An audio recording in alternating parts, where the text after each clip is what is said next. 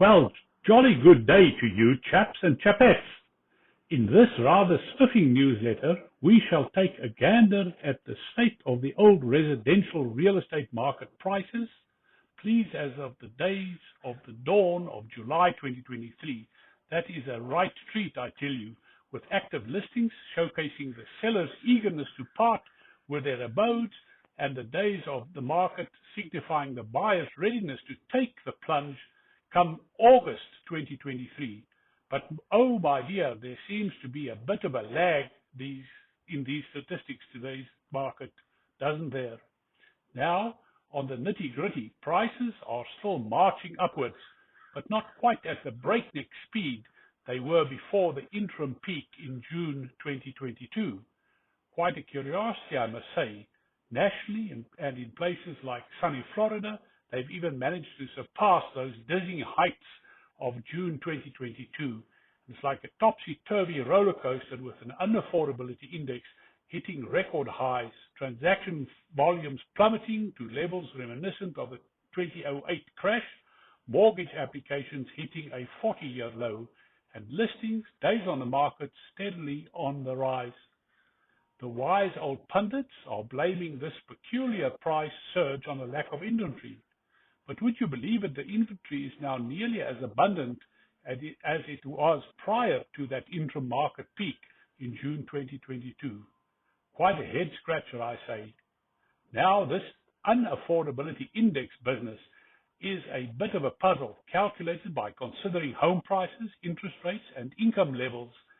Since the pandemic, home prices have shot up by more than 20% for a number of years, fueled by government stimulus, no less.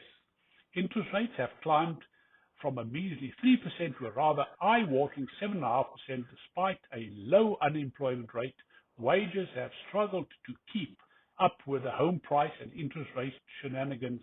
The United Auto Workers are even staging a bit of a ruckus, demanding those hefty wage increases. But truth be told, it's a tad unlikely that such wage hikes can be sustained across the economic spectrum, even if the bigwig companies give in.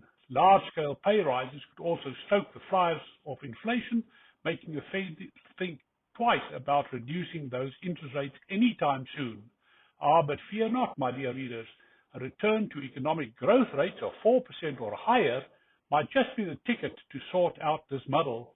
The good old US of A has been chugging along rather nicely thanks to consumer spending. Unfortunately, those consumers have dipped into their savings and maxed out their credit cards, all in the name of keeping the economy going. Meanwhile, our pals in China and Germany seem to be having a spot of bother with their own economies. So the prospect of a roaring economic growth under the current administration doesn't seem that rosy at all, I'm afraid. But here's the rub, chums. Real estate cycles are a long-haul affair. We might just be in for a spell of sideways market meandering for a good many years, with home prices taking a tumble when settlers are forced to part ways with their abodes due to job losses, business woes, or a somber event in the family.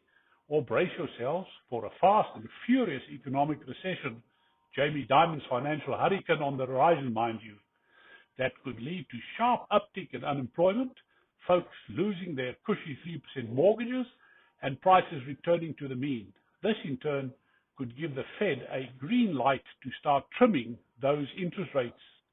Now remember, my dear friends, all real estate is local as a cup of Earl Grey tea. So, do click on your state below and get the most updated statistics for your local property market. Cheerio! The California real estate market remains strong. Inventory is improving, actually crossing the mean since 2019.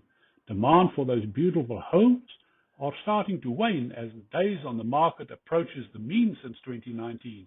Prices continue to soar towards their all-time high, but may actually be flattening out before making a new high. The lack of inventory underpins this market. Listings are down 31% for the year, but up 18% for the quarter and up 4% for the month. Days on the market are unchanged for the year, but have declined by 11% for the quarter and up 5% for the month. On an annual basis, prices in San Diego are up 0.74%, but up 4% for the quarter and up 0.69% for the month.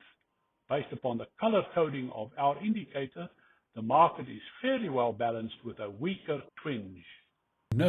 Are in the market for a mortgage, please go to our website and click on the pre-qualify button to get pre-qualified, or apply online seamlessly, or even go to our calculator where you can see how much mortgage you can afford.